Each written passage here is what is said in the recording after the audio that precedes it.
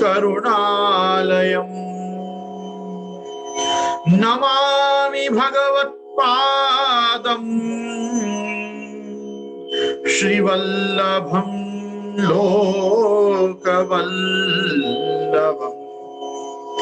वल्लभं विठ्ठलाचार्यं श्रीकृष्णं बादरायणम् सूत्रभाष्यकृतौ वन्दे भगवन्तव पुनः पुनः वल्लभाचार्य दिव्याज्ञा प्रतिवासर उज्ज्वला दिगंत व्यापिनी भूया साहि लोकहितैषिणी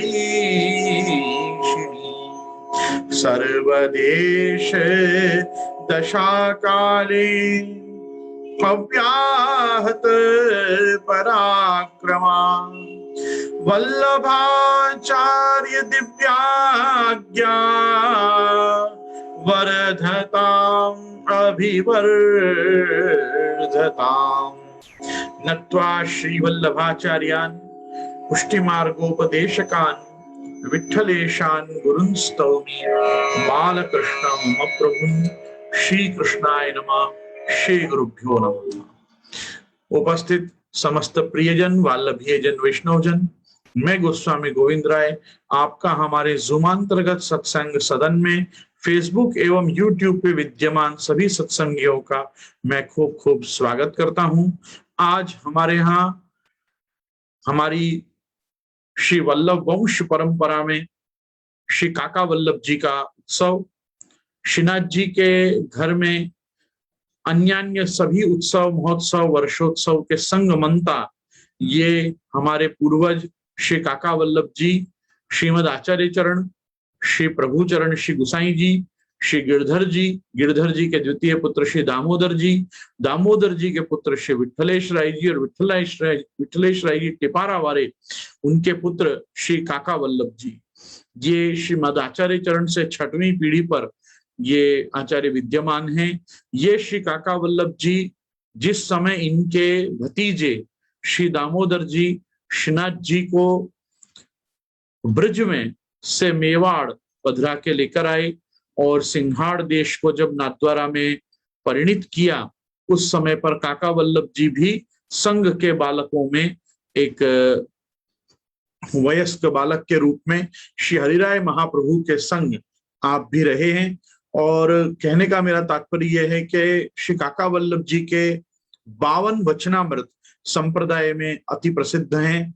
जैसे प्रभु चरण के चतुर्थ आत्मज श्री गोकुलनाथ जी के 24 वचनामृत के लोग दर्शन करते हैं, वैसे ही काका वल्लभ जी के भी 52 वचनामृतों का काफी पुष्टि मार्गीय लोग आनंद लेते हैं। कभी सत्संग में वचनामृतों के क्रम को उठाएंगे तो काका वल्लभ जी के 52 वचनामृतों का भी चिंतन सत्संग में यहाँ से हम जरूर करेंगे। आज उनका उत्सव है और ये उत्सव श्रीनाथ जी की परंपरा के तिलकायतों के वंश में आप नहीं आते हैं, आप तिलकायत के छोटे भाई हैं, मतलब विठ्ठलेश राय जी टिपारा वाले के आप चतुर्थ पुत्र हैं।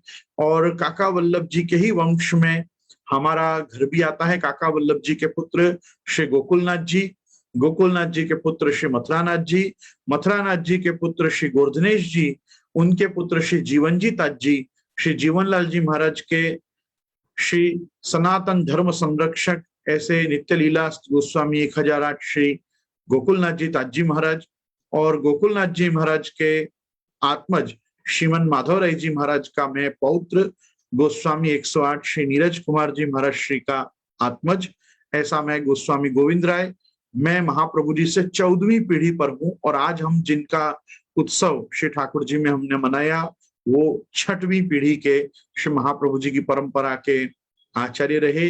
इनका ऐतिहासिक दृष्टिकोण से भी कितना महत्व रहा होगा वो आप इनके नाम से समझ सकते हैं।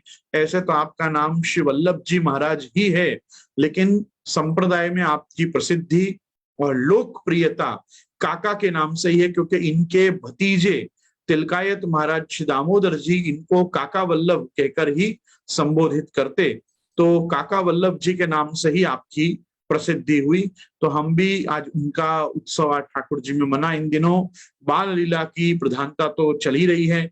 हम सबको विदित ही है कि जन्माष्टमी के 2 दिवस तक, मतलब जन्माष्टमी नंद महोत्सव के बाद नित्य सेवा क्रम शुरू होने पर जो नवमी का पलना होता है, वो नवमी का पलना और दशमी के दिन का पलना, ये श्री प्रभु आप भीतर ही झूलते हैं। और जब 11 आती है तो 11 से कुंजा टोपी के श्रृंगार के साथ बाल लीला प्रधान भारी श्रृंगार शुरू होते हैं। छोटा कटला, बगनखा, दुगदुगी, चूसनी, झुंझुना, ये सब ठाकुर जी में अभी राधाष्टमी के 1 दिवस पहले सप्तमी तक नित्य 4 पद के पलना खुलते हैं और चारों 4 पद प्रभु आप झूलते हैं। और बाल लीला प्रधान समस्त पलना के अलग अलग प्रकार के मनोरथ, चाहे मोती का पलना, चंदन का पलना, जैसे हम चांदी सोना के हिंडोला करते हैं, वैसे अलग अलग प्रकार के जैसे हिंडोला के मनोरथ होते हैं, वैसे इन दिनों फूल पत्ती सजावट से लेकर, हरियाली से लेकर, शाक भाजी से लेकर और फल फूल पर्यंत के सूखा मेवा के सब प्रकार के पलना इस समय श्री ठाकुर जी आप अंगीकार करते हैं। इन सब की बड़ी विशद भावनाएं दी हुई हैं कि क्यों इतने दिनों में बाल लीला प्रधान सब क्रम चलता है। जैसे अभी कल का एक बड़ा अनोखा ही यूं समझो कि सौजन्य बना है कि कल ऐसे तो अमावस्या है, लेकिन एकम का क्षय होने से, प्रतिपदा का क्षय होने से और सीधे द्वितीया ही होने से राधाष्टमी की बधाई कल से ही बैठ रही है। तो जो लोगों के घर में राधाष्टमी के आगम का श्रृंगार, ये राधाष्टमी की बधाई बैठने का श्रृंगार होता हो, उनको कल अमावस्या की फिराक में नहीं रहना है। कल कुशोत्पाटिनी अमावस्या, कुश ग्रहणी अमावस्या तो है ही। आपको अभी मैं एक चीज मुझे बस स्मरण हो रही है, इसलिए मैं आपको स्मरण करा दूं। आपको पता है कल हमारा जो ये सत्संग प्रारंभ हुआ इस सीजन का, पोस्ट जन्माष्टमी का, ये अजाय एकादशी से होने वाला था। और किन्हीं कारणों से मेरे यहाँ हमारे घर पाहुने आए थे, मतलब हमारे यहाँ मेहमान थे, उन कारणों से मैं सत्संग अजाय एकादशी शुरू नहीं कर पाया। तो मैंने त्रयोदशी का आग्रह रखा कि अपन त्रयोदशी से सत्संग प्रारंभ करेंगे। बहुत कम लोगों को पता है कि भाद्रपद कृष्ण त्रयोदशी, मतलब कल का जो दिन है, ये कलयुग के प्रारंभ का दिन, कलयुग नाम का जो युग शुरू हुआ है, ये कल से शुरू हुआ है। और जैसे मैं आपको बताऊं कि हम सब पंचांग में और टिप्पणी में देखें तो कुष्मांड दानम अक्षय नवमी कृत युगादि प्रारंभ, ऐसा लिखा हुआ आता है। मतलब सत्युग का जो प्रारंभ है वो दिया हुआ रहता है कि आज से कृत युग, सत्युग शुरू हुआ। सत्युग शुरू हुआ था अक्षय नवमी से, और उसके बाद जब त्रेता युग आया और त्रेता युग शुरू हुआ तो त्रेता युगादि जलकुंभ दानम अक्षय तृतीया पे लिखा रहता है। अक्षय तृतीया पे त्रेता युग शुरू हुआ। लेकिन बहुत कम लोगों को द्वापर का बर्थडे और कलयुग का बर्थडे पता होता है। द्वापर युग जो शुरू हुआ, वो द्वापर का युग माघ कृष्ण अमावस्या से द्वापर युग शुरू हुआ, जो जिसको लोग मौनी अमावस्या भी कहते हैं। तो जब मौनी अमावस्या आती है तब वो माघ की कृष्ण पक्ष की अमावस्या द्वापर युग का प्रारंभ है।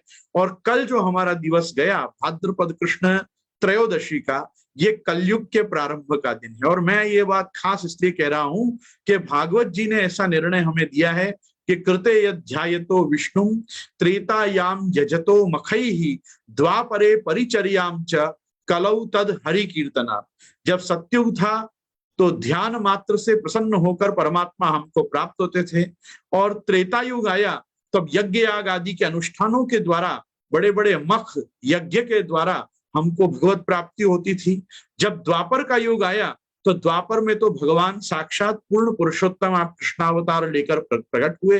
तो पुष्टि पुरुषोत्तम के आविर्भाव से श्रीमद् भागवत निर्णय देती है द्वापरे परिचर्याम च। इस समय तो सेवा का युग है, आप साक्षात पधारे हैं तो क्यों ना हम ठाकुर जी की सेवा करें। तो द्वापर युग जब आया तब सेवा की प्रधानता आई, जैसे त्रेता में यज्ञ आदि की और सत्युग में तपश्चर्या और ध्यान के माध्यम से। तो कृते यध्यायतो विष्णु त्रेतायाम यजतो मखैहि द्वापरे परिचर्याम च, और कलौ तद हरि कीर्तनात्, और जब कलयुग आया तब हरि नाम संकीर्तन का मार्ग शुरू हुआ और ये काल शुरू हुआ। और मैं आपको बताऊं कि 10 वर्ष तपस्या का जो फल है, 10 वर्ष की सत्युग की तपस्या का फल त्रेता युग में 1 वर्ष की तपश्चर्या का फल बताया।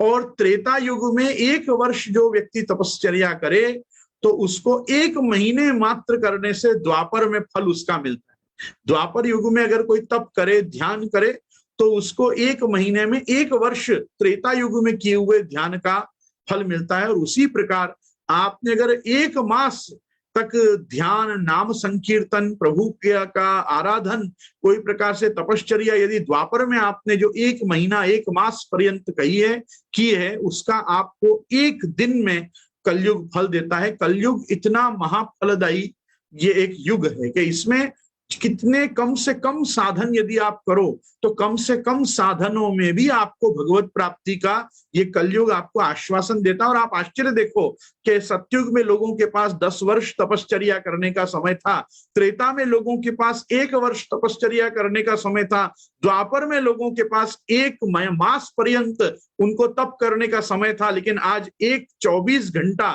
भजन करने का सामर्थ्य अपन को प्रभु ने नहीं दे रखा है। हम चाहें तो 1 दिन, जो मतलब 10 वर्ष की सतयुग की तपश्चर्या है, उसका फल यदि 1 दिन में कलयुग में मिलता हो तो भी कलयुग के मानव में इतनी सामर्थ्य, इस समय इतना सत्य संकल्पता उसके जीवन में प्रभु ने नहीं स्थापित की है अभी तक कि वो 24 घंटे मतलब 12 घंटे दिवस और 12 घंटे याम, तो दिवस और याम पर्यंत 1 दिन तो ऐसा कम से कम व्यतीत करे कि जब वो पूरा भजन में और ठाकुर जी के ध्यान में, नाम संकीर्तन में निकाले तो उसको सतयुग में की हुई 10 वर्ष की तपस्या का फल प्रभु आप सहज में देते हैं। लेकिन आप देखो हमारी विडंबना कि हम पूरे 24 घंटे भगवान नाम में तत्पर शायद आज तक 1 भी दिन नहीं रहे हैं अपने जीवन में कि जब पूरा 24 घंटा हमारा भगवान नाम में गुजरा हो। मैं तो महा कलिकाल का पामर दुष्ट जीव हूं, मैं मेरी गारंटी लेता हूं, मेरा तो नहीं निकला है अभी तक। ठाकुर जी कृपा करें और आप लोगों में से किसी का निकला हो तो मेरे नमस्कार आप सभी को। कहने का तात्पर्य कि कृते यध्यायतो विष्णु त्रेतायाम यजतो मखैहि द्वापरे परिचर्याम च कलौ तद हरि कीर्तनात्, ये हरेर नाम केवलम कलौ नास्त्यैव नास्त्यैव नास्त्यैव गतिरन्यथा।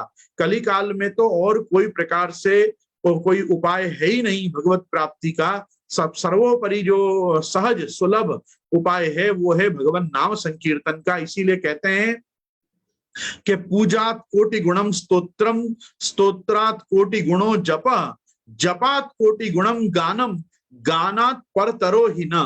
पूजा से करोड़ गुना फलदायी स्तोत्र पाठ करना बताया गया है, स्तोत्र पाठ से ज्यादा फलदायी जप करना बताया गया है, जप से ज्यादा फल दान करता है भगवान नाम संकीर्तन, प्रभु की कीर्ति का, विमल अमल कीर्ति का गान करना, और उसके ऊपर कोई फल नहीं बताया गया। मतलब ठाकुर जी के कीर्तन करना, प्रभु के कीर्तन की सभा रखना, मतलब सभा जयंते मम पौरुषाणी, जो भगवान का वचन है कि जो लोग मुझ में अपना ध्यान लगाते हैं, मुझ में अपना चित्त लगाते हैं, वो उनकी सभाएं मेरे नाम, मेरे कीर्तन और मेरे जयकार से ही गूंजती रहती हैं। तो मैं ये बात को वापस कहना चाहूंगा कि भगवान के वचन की ये बड़ी निगूढ़ सत्यता है कि ना हम वसामि वैकुंठे योगी नाम हृदय न च मद भक्ता यत्र गायंती तत्र तिष्ठामि नारद। मेरे भक्त जहां मेरा लीला गुणानुवाद मेरे कीर्तन करते हैं, हे नारद मैं वहां नित्य निरंतर रहता हूँ। हों वारी इन वल्लभियन की, अपने हरिराई जी के इस पद के आधार पे भी हम देख सकते हैं कि जहां पे ब्रज भक्त और पुष्टि भक्त और भगवत भक्त मिलके भगवत लीला कथा गुणानुवाद कीर्तन के माध्यम से करके जहां पे समाज सहित प्रभु का नाम संकीर्तन करते हैं, वहां प्रभु की नित्य स्थिति मानी गई है। और केवल भगवान की ही नित्य स्थिति नहीं, भगवान के समस्त पार्षद और भगवत नित्य दास जो है, नित्य किंकर जो प्रभु के हैं, जैसे हनुमान जी के लिए भी हम वर्णन सुनते हैं, यत्र यत्र रघुनाथ कीर्तनम तत्र तत्र कृत मस्तकांजलिम बाष्पवारी परिपूर्ण लोचनम मारुतिम नमत राक्षसांतकम। जहां जहां भगवान श्री रामचंद्र जी की कथा होती है, उस कथा के मंडप में, उस कथा के आंगन में, उस कथा के स्थल पे हनुमान जी की नित्य स्थिति मानी गई है। तो भगवत भक्त, ब्रज भक्त उसी प्रकार से जहां पर भी कृष्ण कथा होती है, जहां पर भी श्री कृष्ण के लीला चरित्रों के दिव्य गान होते हैं, वहां पे विदुर जी, मैत्रेय जी, उद्धव जी, अर्जुन जी, ये सब लोग परोक्ष रूप में नित्य विद्यमान होकर भगवत कथा का रसास्वादन करते हैं। नारद आदि भक्त वहां पे प्रकट होते हैं। इसलिए श्रीमद् भागवत जी की कथा का जो पंडाल होता है वो अपने आप में ही एक दिव्य स्थान होता है। और क्योंकि ये सब बड़े दिव्य स्थान हैं और यहाँ भगवान की, भगवान के भक्तों की, भगवान के नित्य पार्षदों की, प्रभु के समस्त किंकरों की नित्य स्थिति मानी गई है, इसलिए उन स्थानों की विशुद्धता और पवित्रता, शुचिता, अपरस, मेंढ, इन सबों का विशेष आग्रह रखना चाहिए, जैसा हम भगवान मंदिर में रखते हैं। कहने का तात्पर्य मेरा इतना ही था कि कल ये हमारी कलयुग की जयंती गई, और कलयुग की जयंती में क्योंकि भगवत सत्संग, भगवत लीला कथा गुणानुवाद ही इस समय पे उद्धारक है, इसलिए मैंने विचार किया कि यदि हम अजा एकादशी से सत्संग को प्रारंभ नहीं कर पाए हैं तो कोई बात नहीं, हम त्रयोदशी से, कलिकाल के जन्मदिन से ही हम लेते हैं, क्योंकि देखो हम तो इसी कलिकाल में हम उद्धरित हुए हैं। हमारा वर्ण, हमारे को शरण स्थान के रूप में भगवान के चरणारविंद की प्राप्ति, श्री महाप्रभु जी का हमको संबंध, और महाप्रभु जी के यमुना जी के संबंध से प्रभु श्री गोवर्धन धर का हमको जो नित्य संबंध प्राप्त हुआ है, वो इस कलिकाल की ही देन है। यद्यपि हम कलिकाल को बारंबार देखते हैं कि भगवत शास्त्रों में ऐसा बताया गया है कि कलिकाल में बहुत सारे दोष हैं, लेकिन श्री गोसाई जी हमको निर्णय देते हैं कि कालो यम कठिनोपि कृष्ण भक्ता न बाधते। अगर कठिन काल है भी तो भी वो कृष्ण भक्तों को बाधा नहीं करता है। तो मैं पुनश्च कहना चाहूंगा, कृष्ण भक्त हैं, कृष्ण भक्त बनिए, कृष्ण भक्त रहिए, और कृष्ण भक्ति में ही अपनी जीवन की कृतार्थता और तत्परता को बनाए रखिए, क्योंकि ये जो युग है, ये युग वास्तव में प्रभु के नाम का ही युग है। नाम, ध्यान, कीर्तन, सेवा, भजन, जिस रूप में भी हम ठाकुर जी का चिंतन करें, ये न केन प्रकारेण मनः कृष्णम निवेशयेत्। और मनः कृष्णम निवेशयेत् क्यों? क्योंकि प्रविष्टम कर्णरंध्रेण स्वानाम भाव सरोरुहम धुनोति श्यामलम कृष्ण सलिलस्य यथा शरत धौतात्मा पुरुष कृष्ण पाद मूलम न मुंचति। जिस व्यक्ति का अंतःकरण पवित्र हो चुका है, जो धौतात्मा है, जिसकी आत्मा धुल चुकी है, जिसकी आत्मा उसके हृदय आकाश के आसपास, जहां पे कलिमल कलुष या मनोमालिन्य नहीं रह गया है, ऐसा व्यक्ति भगवत चरणारविंद को कभी नहीं छोड़ता। तो भगवत चरणारविंद में चित्त लगाने के लिए हमको प्रभु को अपने कर्णरंध्र से प्रविष्ट करा के, अपने भाव सरोवर पे स्थित करके उनसे ही विनती करनी पड़ेगी कि प्रभु आप मेरे हृदय कमल पे विराज के, मेरे आसपास का जितना भी ये मेरा खुद का ही उपजाया हुआ पंख है, इस पंख का आप मार्जन करिए, इस पंख का मार्जन करके कलिमल कलंक से मुझे रहित करिए। तब मैं कृष्णचंद्र की ये जो ज्योत्सनाएं हैं, ये जो समस्त आपकी किरणें हैं, इससे मैं पोषित हो पाऊंगा, मैं आपके पोषण को धारण कर पाऊंगा। तो भगवत चरणारविंद में इसी विज्ञप्ति के साथ कि मेरे साथ इस समय पर सत्संग में सम्मिलित आप सभी लोगों पर कृष्ण कृपा की कर्णिकाएं आपके ऊपर आए और आप सब कृष्ण कृपा के प्रकाश में आप संपोषित हों, इसी के साथ मैं मेरे विषय को यहाँ पे प्रारंभ कर रहा हूँ। हमारा जो विषय है वो विशेष करके तो सिद्धांत रहस्य ही चल रहा है, अगर मैं चलाऊं तो, लेकिन क्या करूं, मतलब उसको चलाने जाता हूं, उसके पहले कुछ और चीजें मेरे समक्ष आ जाती हैं। तो मुझे ऐसा लगता है कि मुझे उस विषय के ऊपर भी कुछ चर्चा करनी चाहिए, परंतु मैं ऐसा आज नहीं करूंगा। मैं सीधा ग्रंथ में प्रवेश करता हूं, नहीं तो मेरी बदनामी हो जाएगी कि भाई आप कहते तो हैं कि आप ये पढ़ा रहे हैं पर आप पढ़ाते नहीं है वो चीज। बहुत लोगों के मुझे इस प्रकार के भी फीडबैक आते हैं, विशेष करके मेरे मीडिया मैनेजर्स के, कि आप टैगलाइन कुछ और देते हैं यूट्यूब वीडियोस के लिए और आप अंदर बोलते कुछ और हैं। तो मैं खास मेरे मीडिया मैनेजर्स को नाराज ना करते हुए मैं खास मेरे विषय पे आता हूँ। खैर, हम जब सिद्धांत रहस्य पे चल रहे थे तो मेरी आपसे चर्चा हुई थी कि ब्रह्म संबंध करणात् सर्वेषां देह जीवयोः सर्वदोष निवृत्तिर्हि दोषा पंचविधा स्मृता सहजादेश कालोत्था लोक वेद निरूपिता संयोगजा स्पर्शजाश्च न मंतव्यः कथंचन। इस दो श्लोक के ऊपर हमने जो नित्य सत्संग किया था, इसका तब हमने गोकुलनाथ जी का अभिप्राय देखा था। अब गोकुलनाथ जी के अभिप्राय के साथ यहाँ श्रीमान श्री रघुनाथ जी पंचम कुमार, आपकी ये जो सिद्धांत रहस्य की टीका है, ये मेरे YouTube पे स्वतंत्र सिद्धांत रहस्य फोल्डर नाम से विद्यमान है, श्री रघुनाथ जी की टीका। और रघुनाथ जी की टीका विशेष करके जिस खास विषय के ऊपर आधारित है वो है दत्तापहार वचनम तथा च सकलम हरे। एक तो ये विषय है, और दूसरा अर्धभुक्त समर्पणम, जो इसमें जो आगे शब्द आया है सामीभुक्त समर्पणम। तो सामीभुक्त समर्पण क्या है और क्यों वर्ज्य, क्यों नहीं करना चाहिए, उसके ऊपर श्री रघुनाथ जी ने विशेष प्रकाश किया है। गोकुलनाथ जी की टीका तो सर्वतो भद्र बहुत सुंदर है ही, लेकिन श्री रघुनाथ जी की जो टीका है सिद्धांत रहस्य पे, वो टीका अति सूक्ष्म है, और अति सूक्ष्म होते हुए भी पूर्ण रूप से सार गर्भित है, क्योंकि उसमें ये दो विषयों का बहुत सुंदर खुलासा आप श्री रघुनाथ जी देते हैं कि दत्तापहार दोष क्या है और दूसरा सामीभुक्त समर्पण क्या है, और इन दोनों से वैष्णवों को अपने दैनंदिन जीवन में कैसे बचना चाहिए। हम खैर जहां जहां ग्रंथ में जिस चीज का दर्शन कर पाएंगे वो तो हम देखेंगे ही। और यहाँ पे आप रघुनाथ जी अपनी टीका में इन दो श्लोकों को समझाते हुए आज्ञा कर रहे हैं कि और देह के संग उत्पन्न भय ऐसे कुष्ठ अपस्मार आदि रोग हैं, तैसे जीव के संग उत्पन्न भय ऐसे काम क्रोध आदि जो दोष हैं सो सहज दोष कहे गए हैं। यहाँ पे आपका ध्यान गया हो तो यहाँ पे पहले वाक्य में ही ब्रह्म संबंध करणात् सर्वेशाम देह जीवयो, ये देह और जीव दो अलग अलग पदार्थों को बताया है कि ब्रह्म संबंध करने से क्या होता है, इन दोनों का मतलब देह का क्या होता है और जीव का क्या होता है।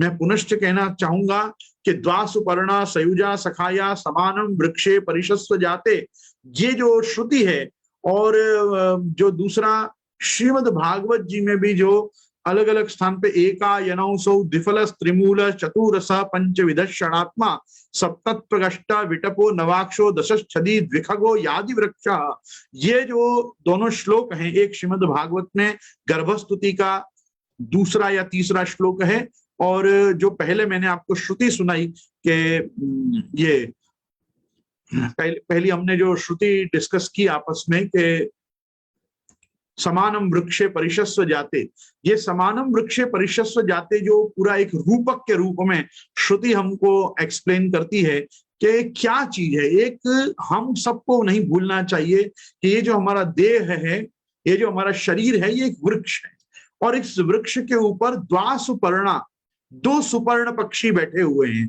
दो पक्षी कौन है, तो वहां पे कह रहे हैं एक जीवात्मा स्वयं है, आप जिसको हम जीव संज्ञा कहते हैं, और एक है अंतर्यामी परमात्मा। तो अंतर्यामी परमात्मा जो है वो जीव को फल खाते देखता है, वो कुछ भी खाता नहीं, वो कुछ पीता नहीं, लेकिन वो इससे अलग नहीं होता, इसलिए सयुजा सखाया, वो सखा है, वो प्रभु अपना हित चाहते हैं, प्रभु अपना हित करते हैं, इसलिए अपने साथ विराजे रहते हैं। लोगों को प्रश्न होता है कि आप किसी को भी कंठी दे देते हैं, किसी का भी मतलब संप्रदाय में प्रवेश करा लेते हैं, कैसे ये संभव है? उनके अधिकार देखने चाहिए, उनकी पात्रता देखनी चाहिए। मैं पुनश्च कहना चाहूंगा, वेद का एक और वचन है, यो यदंश सतम भजेत, जो जिसका अंश हो उसको उसके भजन का अधिकार होता है। अगर अपन परमात्मा का अंश हैं तो परमात्मा के भजन का हमको नैसर्गिक नेचुरल अधिकार है, और इस चीज की सिद्धि भगवान ने गीता जी में भी ममैवांशो जीव लोके जीव भूत सनातन इत्यादि बहुत सारे वचनों में बताया ये है कि जो जीव है ये मेरा ही अंश है।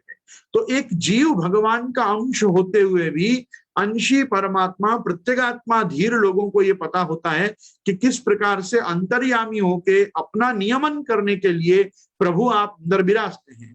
तो एको देवः सर्वभूतेषु गूढ़ः सर्वं व्यापी सर्वभूतांतरात्मा कर्माध्यक्ष सर्वभूतादिवास साक्षी चेता केवलो निर्गुणश्च, वो निर्गुण रूप से साक्षी होके चेता मतलब चैतन्य का संचार करने वाला, अपने में जीवन का संचार करने वाला होकर परमात्मा अपने हृदय के अंदर हृदय गुहा में आप विराजते हैं। गुहाम प्रविष्टो, ये भी हमको अणोरणीयान महतो महीयान आत्मस्य जंतो निहितो गुहायाम, तो ये जो हमको श्रुति कह रही है कि वो अणु से अणु होकर और महान से महान होते हुए भी वो अणु से अणु होकर अपने अंदर अंतर्यामी रूप से जाके विराज कर एको वशी सर्वभूतांतरात्मा एकम रूपो बहुधा यो करोति तमात्मस्तम येनु पश्यन्ति धीरः तेषाम सुखम शाश्वतम नेतरेषाम इत्यादि मंत्रों से बताते हैं कि अपने अंदर केवल जीवात्मा विद्यमान नहीं है, क्योंकि भागवत जी में तृतीय स्कंद में ब्रह्मा जी के प्रकरण में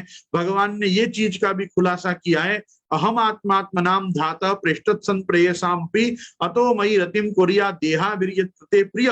तो इत्यादि वचनों से हमको प्राप्त होता है कि परमात्मा अपने अंदर जीवात्मा के अंतर्यामी रूप से विराज कर अपनी नित्य विद्यमानता से अपने सारे कर्मों को और कर्म फलों को भगवान स्वयं देखते हैं। लेकिन जैसा भगवान गीता जी में कहते हैं, न मे कर्माणि लिम्पन्ति न मे कर्म फले स्पृहा, भगवान किसी जीव को ना अच्छा करने पे रोकते हैं ना बुरा करने पे रोकते हैं। परमात्मा जीव को कहते हैं बेटा तू करते जा, अभी जो करना है तू कर ले, तो बाद में मैं तेरे से बात करूंगा। तो बाद में बात करूंगा मतलब फिर तो बाद में तुमको अपने अपने प्रारब्ध कर्मों का, आगामी कर्मों का और संचित कर्मों का और सब प्रकार के कर्मों का हिसाब देना ही है। तो जो यो यथा माम प्रपद्यन्ते तांस तथैव भजाम्यहम्, तू जैसा मेरा भजन करेगा मैं तेरा वैसा ही भजन करूंगा।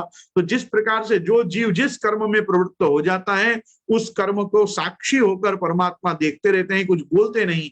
लेकिन यहाँ पे जो ट्रीटमेंट ब्रह्म संबंध के समय पे जीव को दी जा रही है, उस समय केवल उसके इस पांच महाभौतिक नश्वर क्षण भंगुर देह को ही नहीं दी जा रही है, वो देह जीवयो हो ये बताना चाहते हैं कि यहाँ जीव के साथ भी जो संस्कार हैं, जीव के अंदर तीन प्रकार की चीजें आएंगी, स्थूल शरीर, सूक्ष्म शरीर और कारण शरीर। स्थूल शरीर जो है ये हमारा देह है, सूक्ष्म शरीर जो है ये हमारी अंतरात्मा है, और कारण शरीर जो है वो कारण शरीर हमारी वासनाएं हैं। वो सद्वासनाएं भी हो सकती हैं, वो दुर्वासनाएं भी हो सकती हैं, वो मिश्र वासनाएं भी हो सकती हैं, जो हमारे ये तीन रूपों में अलग अलग रूप से विराजमान रह के हमारे नए शरीर को जन्म देने में कारणभूत होती हैं। हम स्थूल शरीर को यहीं छोड़ जाते हैं, उसका पंच महाभूतों में विलय कर दिया जाता है। सूक्ष्म शरीर जो है वो उत्तम लोगों को भोगता है। जो भी प्रकार के हम लोक में जाएं, यदि हम त्रयी विद्या माम सोमपा पूत पापा यज्ञ रिष्ट्वा स्वर्गतिम प्रार्थयन्ते ते पुण्यमासाद्य सुरेंद्र लोक अष्टन्ति देवान दिवि देव भोगान तेतम भुक्त्वा स्वर्गलोकम विशालम क्षीणे पुण्य मर्त्य लोकम विशन्ति एवं त्रयी धर्म मनु प्रपन्ना गता गतम काम कामा लभन्ते। यदि हम उस प्रकार के उत्तम कर्म करें कि स्वर्गतिम प्रार्थयन्ते, तो हम स्वर्ग आदि उत्तम लोकों में, ऊर्ध्व लोक में भी जाते हैं। लेकिन भगवान गीता जी में इसका भी निर्णय दे देते हैं कि बेटा उनके वो ब्रह्मा जी के लोक तक जाने के बाद भी क्या होगा, तो कहा कि पुनरावर्तिनोर्जुन आ ब्रह्मा भुवनान लोका पुनरावर्तिनोर्जुन। लेकिन भगवान ने खुद के धाम के लिए क्या कहा, मद गत्वा न निवर्तन्ते तद धाम परमम मम। जहां जाके व्यक्ति वापस नहीं आता वो मेरा धाम है। और ब्रह्मलोक पर्यंत तुम जाओगे, मतलब भूलोक, भुवर्लोक, स्वर्लोक, महर्लोक, जनरलोक, तपालोक, सत्यलोक, सत्यलोक पर्यंत तुम जाओगे तो भी तुमको वापिस मृत्युलोक में तो आना ही है। तो जब उनके क्षीणे पुण्य मर्त्य लोकम विशंति, तो वापिस जब आदमी के पुण्य क्षीण हो जाते हैं तो वो मृत्युलोक में ही आके गिरता है। और मृत्युलोक में आके गिरे बाद मुतल, वितल, तलातल, महातल, रसातल, सुतल और पाताल, कहां तक वो अंधन तम प्रविशंति, ये अविद्यागु उपासते। ये तो श्रुति कहती है कि वो तो प्रभु को ही मालूम है कि वो अपने कर्मानुसारी कितने नीचे के लोक तक में गिर सकता है। तो जो लोग नीचे के लोक में गिरते हैं उनको हम अधा पतन कहते हैं, जो उत्तम लोक में जाते हैं उनको हम ऊर्ध्वगामी और ऊर्ध्वरेता और ऊर्ध्वगतस, इस प्रकार से उनको हम संबोधन देते हैं। तो मनुष्य को अपने श्रेय के लिए, अपने निश्रेयस के लिए और अपने उत्तम लोगों की प्राप्ति के लिए चतुर्थ पुरुषार्थ और प्रथम पुरुषार्थ धर्म और मोक्ष का चिंतन अवश्य करना चाहिए।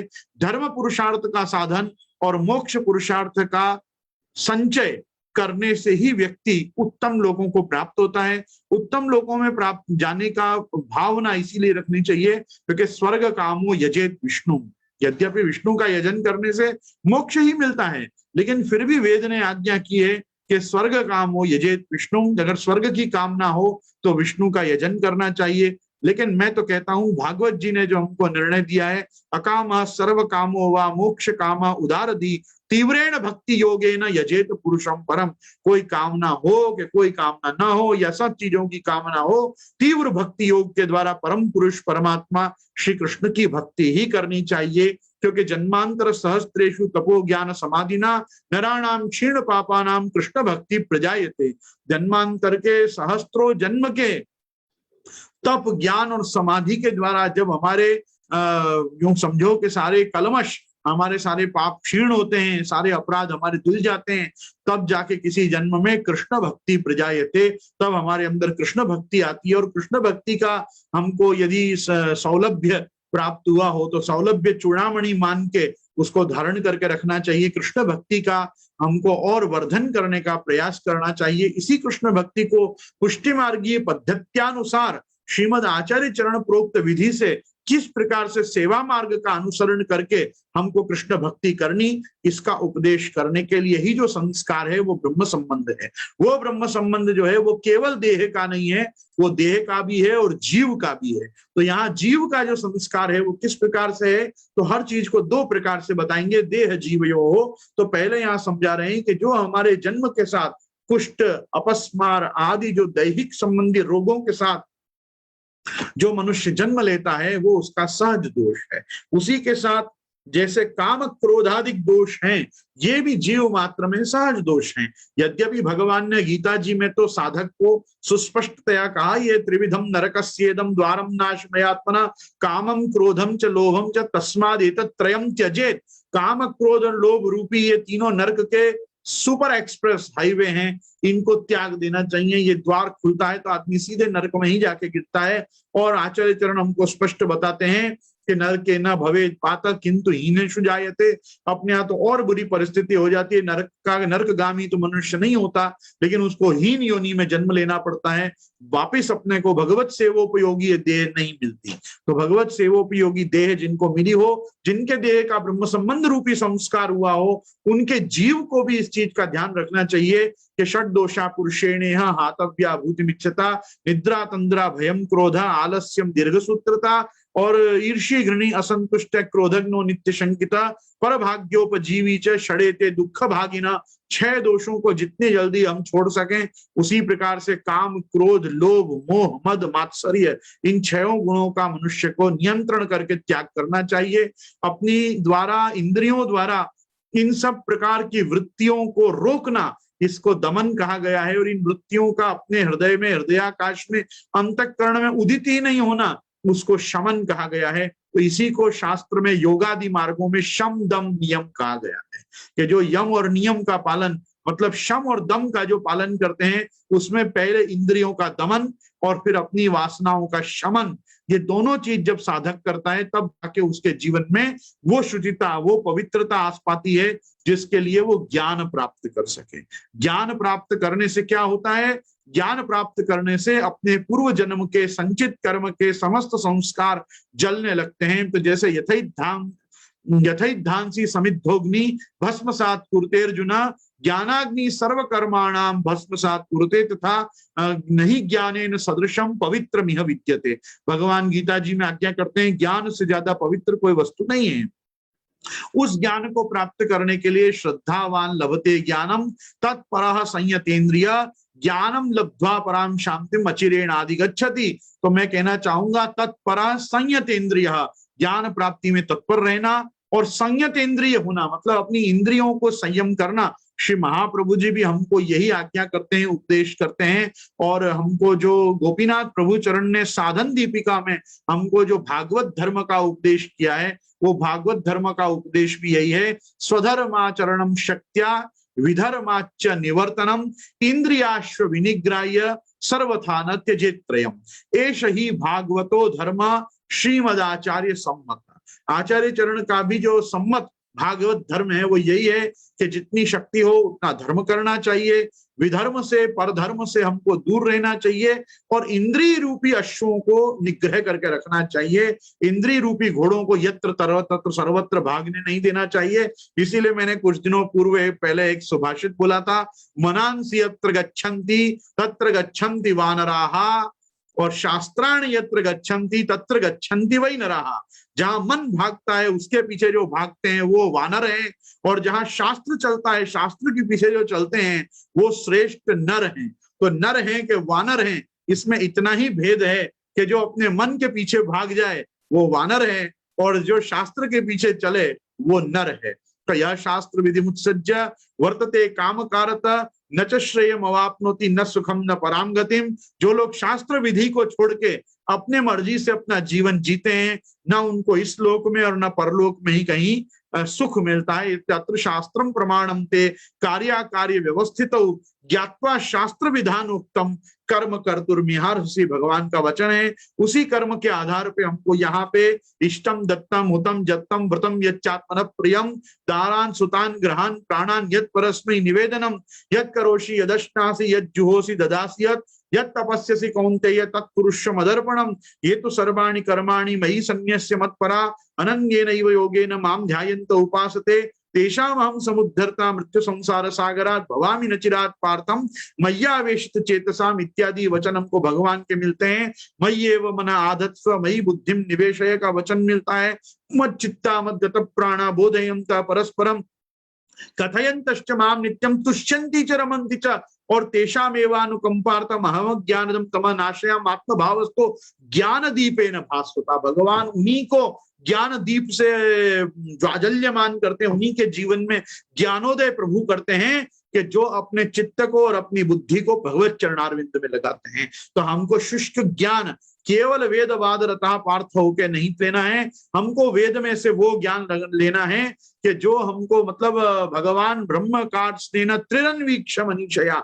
भगवान ब्रह्मा ने जब अपनी अपनी ऋतंभरी मेधा शक्ति से चारों माथों में रही हुई ब्रेन्स के साथ सारे चारों वेद उपवेद और उपांग और वेदांगों का चिंतन किया तो भगवान ब्रह्म काट स्नेन त्रिरन्वीक्ष मनीषया ब्रह्मा जी ने अपने चारों मस्तिष्क से चिंतन करके चारों वेदों में से एक सार निकाला कि नोत्पादयेद यदि रतिम श्रम एव ही केवलम। यदि तुमने ठाकुर जी के चरणारविंद में भक्ति अपने हृदय में नहीं क्रिएट की, नहीं नर्चर की, नहीं कल्टीवेट की, तो तुमने जिंदगी भर श्रम ही किया। शास्त्र का तो यही निर्णय है कि शास्त्र कहता है कि मनुष्य को जीवन में भगवत भक्ति प्राप्त नहीं हुई, प्राप्त भक्ति वर्धित नहीं हुई, वर्धित भक्ति फलित नहीं हुई तो तुम्हारा जीवन व्यर्थ गया। मैं तो वापस से हरिराय महाप्रभु के शब्दों में कहूंगा, नाश्तो वल्लभाधीश न च दृष्टा सुबोधनी न राधी राधिका नाथो वृथा तज्जन्म भूत। जन्म वृथा गया उन लोगों का जिन्होंने महाप्रभु जी का आश्रय नहीं किया, जिन्होंने श्रीमद् भागवत का सुबोधनी पुरस्सर चिंतन नहीं किया, जिन्होंने राधिका नाथ का आराधन नहीं किया और जिन्होंने मतलब क्या नहीं किया, अपना पूरा पुष्टि मार्गीय जन्म जो है वो विफल कर लिया। तो जन्म वैफल्य निरूपणाष्टकम का पाठ करिए। कितने प्रकार से हमारे जन्म को हम व्यथा ही वृथा कर रहे हैं, ये चीज का चिंतन मनुष्य को आने पर आपको एक एक क्षण में श्री महाप्रभु जी की आज्ञा ततः सर्वात्मना नित्यम श्री कृष्ण शरणम मम वदद्भिरेव सततम स्थेयमित्येव मे मति की आज्ञा आपको ध्वनित होने लगेगी कान पे कि कुछ न कर सकूं, कम से कम श्री कृष्ण शरणम मम तो बोलता रहूं। श्री कृष्ण शरणम मम का चिंतन आपको कम से कम पुष्टि मार्गीय, भक्ति मार्गीय, निर्गुण भक्ति की वो ऊर्जा आपके अंदर, वो ऊष्मा, ऊर्जा, ओज, तेज प्रदान करेगा जिससे भगवत भक्ति आप में स्थिर बैठ सके। भगवत भक्ति को स्थिर करने के लिए मैं पुनश्च कहूंगा, कल हमारे कलयुग की जयंती गई है, ये नाम संकीर्तन का युग है। जितना हो सके भगवत सेवा तो द्वापर युग ही है, द्वापर युग ही है। सारस्वत कल्पी ये भगवत सेवा का अनुष्ठान जो पुष्टि मार्गियों को प्राप्त हुआ है वो कलयुग के धर्म के रूप में नहीं हुआ है, वो तो आचार्य चरण, प्रभु चरण, श्री यमुना जी की और गिरिराज जी की कृपा मात्र से श्री नंद नंदन नंदराज कुमार यशोदोत्संग लालित ब्रजजन सर्वस्व गोपीजन वल्लभ प्रभु अपने घर विराज रहे हैं और अपन से सेवा ले रहे हैं। ये कलिकाल के धर्मत्वेन तो संभव ही नहीं है कि द्वापरे परिचर्याम, जब द्वापर युग में भगवत सेवा का समय था, ये तो कलौ तद हरि कीर्तनात्, ये तो हरिनाम संकीर्तन का है। फिर भी किस प्रकार से आप देखो, काल को अपने वश में करके, काल का रोध करके, काल का अपकर्षण करके महाप्रभु जी ने हमको जो सेवा मार्ग सुलभ करके दिया है, तो उस सेवा मार्ग का चिंतन करना चाहिए, सेवा मार्ग से अपने धन धन्यता का अनुभव करना चाहिए। मैं ये बात आपको सिर्फ इसलिए कह रहा हूं कि यहाँ पे कहा कि हमारे देह के संबंध के साथ जो जो प्रकार के जीव में भी दोष उत्पन्न हुए हैं, उनमें काम क्रोध आदि जो संबंध है वो सहज दोष के रूप में अपने अंदर आया है। किसी को क्रोध आ जाता है, किसी को काम का आवेश होता है, लेकिन जल्दी से हम देखते हैं किसी को लोभ का आवेश नहीं होता। लोभ मत्ती में नित्य स्थित होता है, नित्य स्थिति है लोभ की अपने अंदर। अपन सबों में ही एक प्रकार से लोभी वृत्ति कहीं ना कहीं विद्यमान है, किसी न किसी चीज के प्रति अपने को परम लोभ है। तो हमको काम क्रोध आदि आते जाते दिखते हैं, इसलिए हम काम क्रोध को कोसते हैं। लेकिन हमको लोभ की वृत्ति जो मनुष्य में नित्य स्थिर कर रखी है परमात्मा ने, उसका दर्शन नहीं हो पाने के कारण हम उसके लिए किसी को कुछ बोलते भी नहीं है ज्यादा कि लोभ मत करो, लोभ मत करो। पर वास्तविकता तो यही है कि लोभ में जो हमारी इच्छाएं हैं उनके संतुष्टि के अभाव में ही काम क्रोध आदि जन्म लेते हैं। वास्तव में उन सबके बापाजी लोभ है।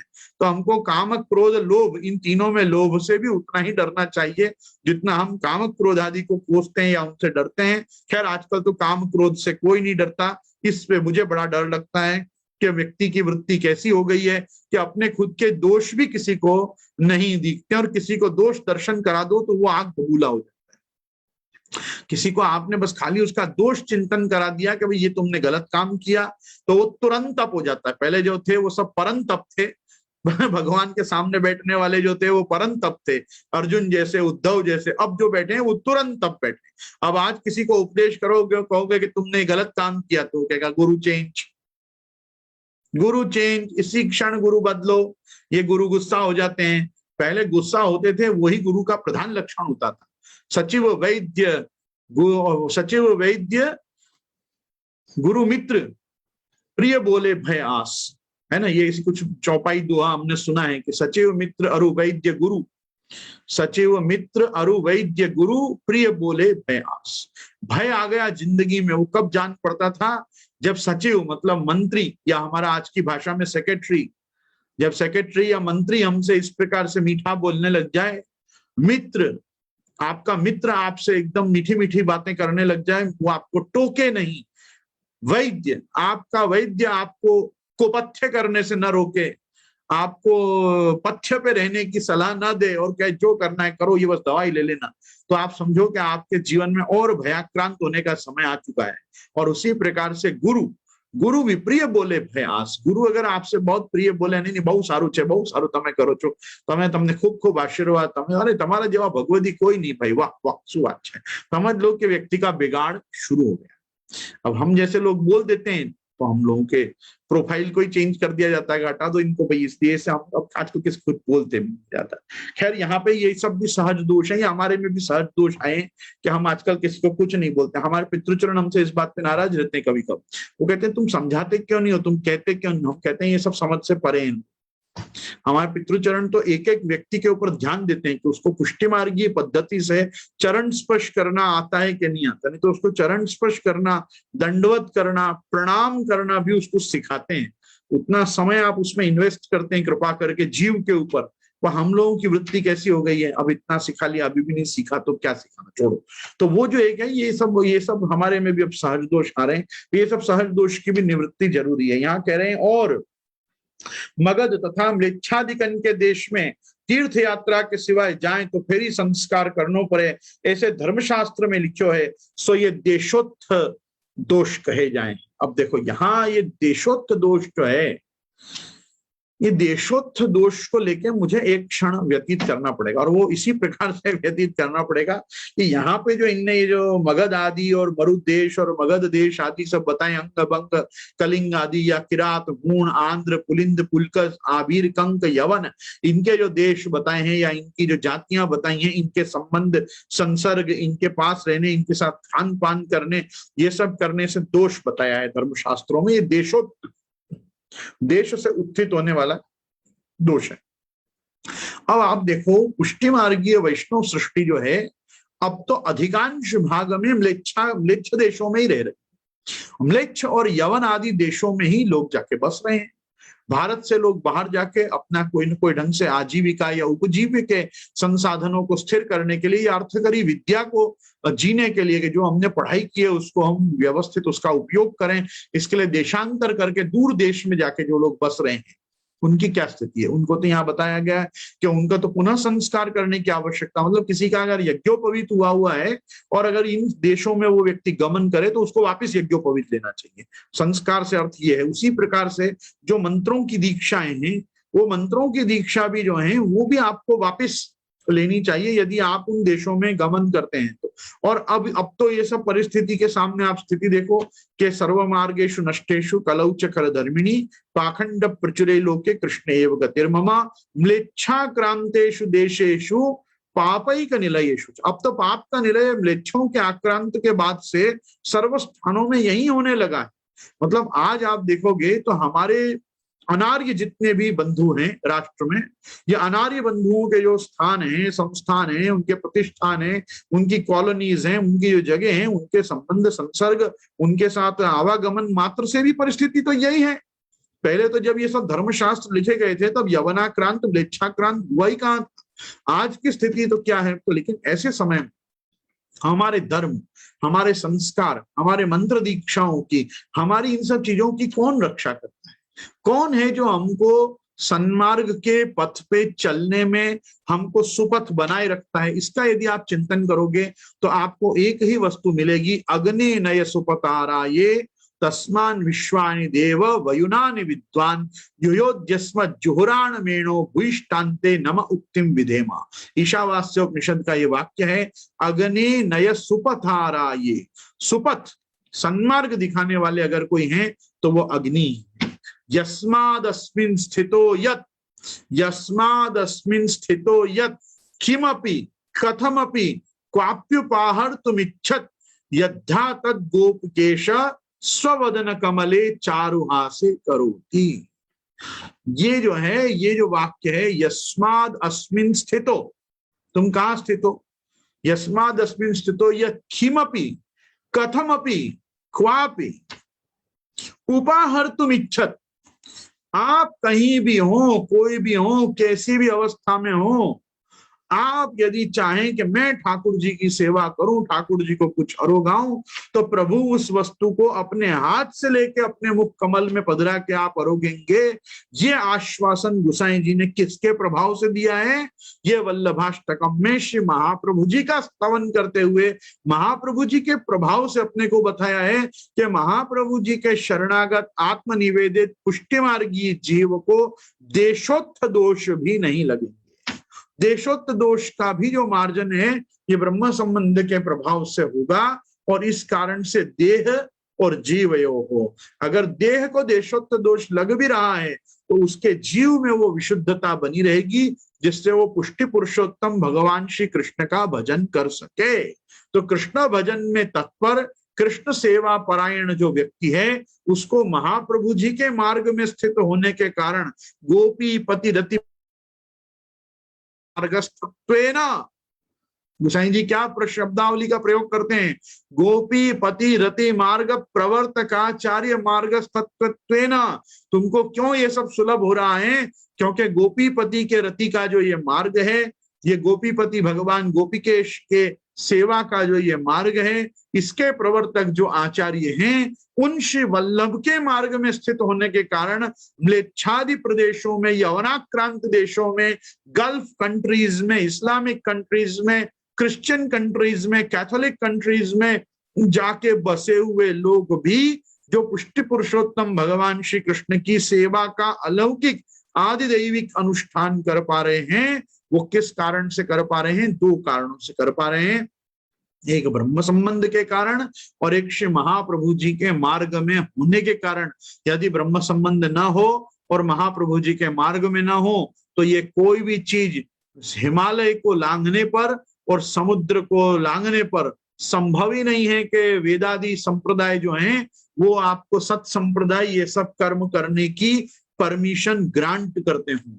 ये परमिशन भी यदि किसी को मिली है तो ये महाप्रभु जी के मार्ग में स्थित होने का बेनिफिट मात्र है और कुछ भी नहीं है कि देश देशांतरों में पुष्टि सृष्टि जाके ग्लोबली अपने आप को एस्टैब्लिश करके भी सार्वभौमिक स्तर पे जगत गुरु महाप्रभु श्रीमद वल्लभाचार्य चरण के मार्ग में होने के कारण पुष्टि पुरुषोत्तम परात्पर परब्रह्म भगवान श्री कृष्ण की सेवा में अपने हाथ पवित्र कर जीवन कृतार्थ कर पा रहे हैं। तो अपने को देशोत्थ दोष भी नहीं लगता है।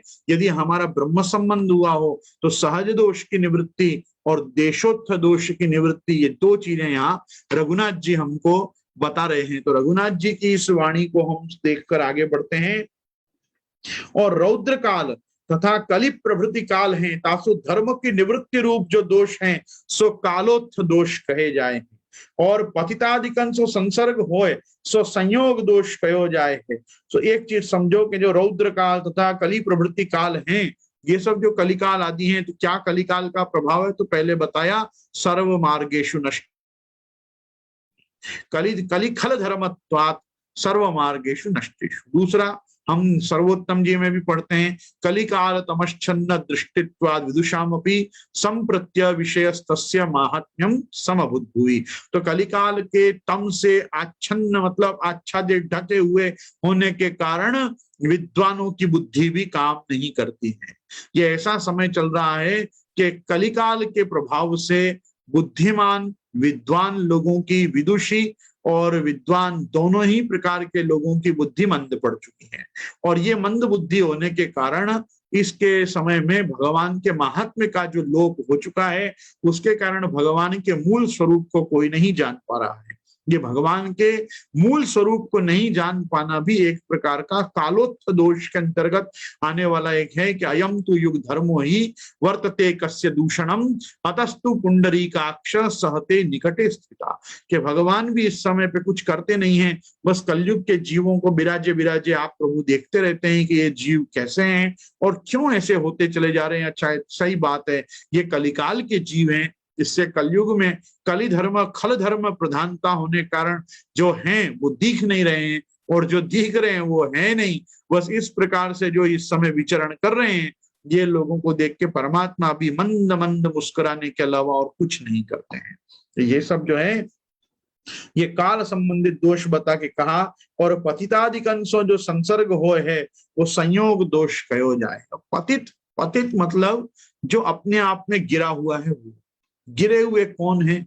सबसे पहले अनार्य जुष्टम अस्वर्गम अकीर्तिकरमण, जो अनार्य हैं, जो कभी स्वर्ग नहीं जाने वाले, जिनकी कीर्ति कभी नहीं फैलने वाली, ऐसे अनार्य लोग जो हैं, जो वेदो खिलो धर्म मूलम अधर्मस्तद विपर्ययः, जो अधर्मियों के साथ अपना, अधर्मियों के साथ, विधर्मियों के साथ, परधर्मियों के साथ जो हमारा जो भी प्रकार का संबंध, संसर्ग, संवाद, सौजन्य इत्यादि हो जाता है या रखते हैं लोग, उसके कारण अपने को भी एक सहज पात भोगना पड़ता है।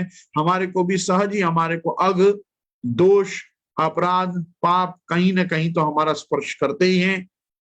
अब इसमें देखो क्या है, मैं एक चीज बताना चाहूंगा कि जैन, बौद्ध और चारवाक, जैन, बौद्ध, चारवाक, तांत्रिक, कापालिक आदि भी जो हैं, ये सब वेद बाह्य दर्शन बताए गए हैं। ये वेद से बहिष्कृत माने गए हैं। ऐसा नहीं है केवल कि कोई केवल कुरान के मानने वालों को या बाइबल के मानने वालों को ही हम अनार्य कहते हो या म्लेच्छ या यवन कहते हो। यवन, म्लेच्छ आदि से इतर भी एक समाज है अंत्यज। ये अंत्यज वो लोग हैं जो वर्णाश्रम धर्म में नहीं मानते और जिनकी उत्पत्ति भी वर्णाश्रम के बाहर हुई है।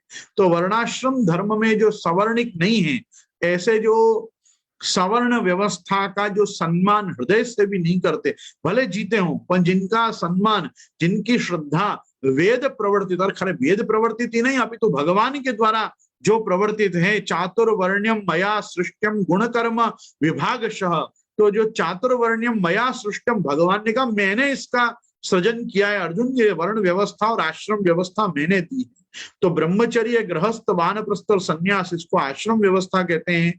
और इसी के साथ ब्राह्मण, क्षत्रिय, वैश्य, शूद्र, ब्राह्मणस्य मुखमासीत बाहुराजन्यकृत उरु तदस्य द्वैश्य प्रध्यागम शूद्रो अजायत इत्यादि जो वेद के मंत्र हैं, ये हमको स्पष्टतया बताते हैं कि वेदों की उत्पत्ति के साथ साथ जब समाज की, संसार की और जीव की उत्पत्ति भी भगवान ने की, तभी से ये वर्ण व्यवस्था विद्यमान है। जो इस सवर्ण व्यवस्था के अंतर्गत अपने आप को नहीं मानते, उन लोगों को शास्त्र में अंत्यज कहा गया। अंत्यज मतलब ये शूद्र से भी गिरे हुए लोग माने गए हैं। शूद्र को गिरा हुआ नहीं मानते, उसको केवल असंस्कृत मानते हैं, जिसको संस्कार नहीं दिए गए हैं, जिनके जीवन में सत्य सदाचार ही उनके पावित्र का एकमात्र उपाय है। सत्य, सदाचार और त्रैवर्णिकों की सेवा ही जिनके लिए धर्म बताया गया है, उनको हमारे यहाँ शूद्र कहा जाता है। शूद्र से अर्थ कभी भी कोई हीन योनि में गिरा हुआ आदमी नहीं होता। शूद्र तो व्यक्ति की वृत्ति भी होती है, वृत्तियां भी हमारी शूद्र होती हैं। कभी कभी जब हम छोटा सोचते हैं, गलत सोचते हैं, खराब सोचते हैं, तो उनको भी कहा जाता है कि क्या शूद्रों के जैसा कितना क्षुद्र सोच रहे हो तुम। तो क्षुद्र सोचना मतलब कम सोचना, छोटा सोचना, हल्का सोचना, खराब सोचना, बुरा सोचना। तो ये क्यों बुरे या हल्के या खराब या ऐसे क्या इनको हम संबोधन दे रहे हैं? नहीं, इनका कार्य है कि इनको वेदादि शास्त्रों में प्रतिपाद्य संस्कारों की आज्ञा जो शास्त्रों ने इनके लिए नहीं विधानित की, इसलिए इनके जीवन में सत्य, सदाचार और साधुजन सेवा यही इनको धर्म रूप से दिया गया था, इसलिए इनको क्षुद्र कहा गया। क्षुद्र मतलब इनको कम से कम संस्कारों की जरूरत है। इनसे ज्यादा वैश्यों के संस्कार है, वैश्यों से ज्यादा क्षत्रियों के संस्कार है, और सबसे ज्यादा संस्कार ब्राह्मणों के, जिसका मैं छोटा सा यहाँ दृष्टांत देना चाहूंगा। ब्राह्मण को चारों आश्रम जीने का उपदेश शास्त्र ने दिया है। ब्राह्मण है तो उसको ब्रह्मचर्य, गृहस्थ, वानप्रस्थ और संन्यास चारों उसके लिए अनुकरणीय है। लेकिन अगर वो क्षत्रिय है तो क्षत्रिय यदि संन्यास ले लेगा और अहिंसा परमो धर्म करेगा तो देश की रक्षा कौन करेगा, राष्ट्र की रक्षा कौन करेगा। इसलिए क्षत्रिय राजाओं को, क्षत्रिय वर्ण के लोगों को केवल 3 ही आश्रम दिए गए, ब्रह्मचर्य, गृहस्थ और वानप्रस्थ। उसी प्रकार से जो वैश्य हुआ, वो वैश्य जो है उसको क्या दिया गया, वैश्य को 2 ही आश्रम दिए गए, ब्रह्मचर्य और गृहस्थ।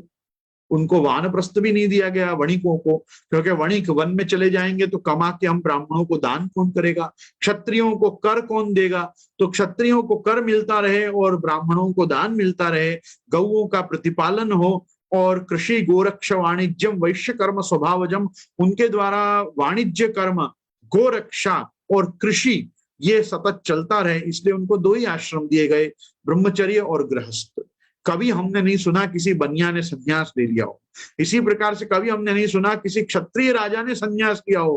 क्षत्रिय राजा भी वानप्रस्थ हो जाते थे, वन में रहते थे, और वन में रह के गोरिल्ला टैक्टिक्स के माध्यम से भी देश के शत्रुओं से देश की और राष्ट्र की वन में भी रक्षा करते थे। तो कहने का तात्पर्य सिर्फ इतना ही, और शूद्र को एक ही आश्रम दिया गया है, गृहस्थ आश्रम, क्योंकि उसको कम से कम धर्म का उपदेश है। इसलिए न शूद्र के लिए ब्रह्मचर्य है, न शूद्र के लिए वानप्रस्थ है, न शूद्र के लिए संन्यास है। उसको केवल गृहस्थ आश्रम सदाचार के साथ, पवित्रता के साथ, वाणी की सत्यता, विचारों की पवित्रता के साथ उसको जीना ही उसको धर्म का उपदेश। इसलिए उसको छोटा बताया गया है, खराब, हल्का, गिरा हुआ, हीन ऐसा किसी को नहीं बताया है धर्मशास्त्र में। अच्छा मजेदार बात देखो कैसा है, हम जिस भगवान के चरण का नित्य स्तवन, चिंतन, ध्यान, पूजन, अर्चन और सेवा करते हैं, उन भगवान के चरणारविंद से शूद्र की उत्पत्ति बताई गई है। पद्भ्यागम शूद्रो अजायता, तो वो जो भगवान के चरण में से उद्भूत हैं, ऐसे हरिजनों को हम क्यों कहेंगे कि ये हीन है?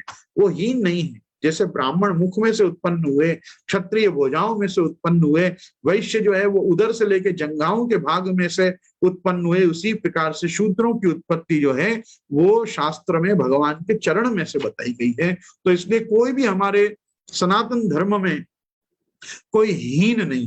हाँ, दीन हो सकता है, दीन हो सकता है, दरिद्र हो सकता है, दुखी हो सकता है, कहीं कोई चीज के अभावग्रस्त होके उसका शोषण कभी हुआ हो, ऐसी परिस्थिति में कोई काल में कोई किसी ने अपना काल व्यतीत किया हो सकता है, वो उसके प्रारब्ध।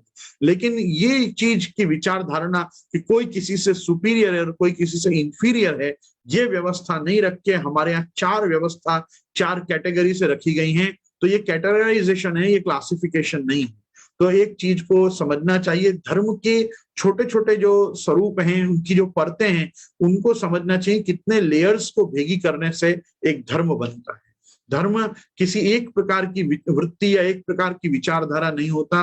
धर्म एक फिलोसॉफिकल आइडियोलॉजी होती है। जब उसके पीछे कोई फिलोसफी होती है, फिलोसफी के पीछे कोई लॉजिक होता है, तो लॉजिक के ऊपर, फिलोसफी के ऊपर एक आइडियोलॉजी, और आइडियोलॉजी को जब हम प्रैक्टिस करते हैं तब वो एक संप्रदाय का स्वरूप लेता है। ये संप्रदाय किस प्रकार से देश, काल और लोक वेद निरूपित संयोगज, स्पर्शज, दोष में से व्यक्ति को बाहर निकाल के कृष्ण सेवा के मार्ग में तत्पर करता है, इसी का चिंतन करने के लिए मैं और आप एकत्रित हुए हैं। कल हम इसी समय पे 9 से 10 में इसके आगे का चिंतन प्रारंभ करेंगे। आइए मैं और आप आश्रय का पद करें। दृढ़ चरणन केरो भरोसो, दृढ़ चरणन के श्री वल्लभ नख चंद्र छटा बिन सब युग मांझ अंधेरो भरोसो। साधन और नहीं या कली में जासो हो यदि भी। सूर्य कहा कहे द्विविध धरो बिना मोल को चेरो भरोसो। दृढ़ न चरणन केरो भरोसो। श्री गोवर्धन नाथ की जय। श्याम सुंदर श्री अम्बे महारानी की जय। श्री वल्लभाधीश की जय। श्री गुसाई जी परम दयाल की जय। आज के आनंद की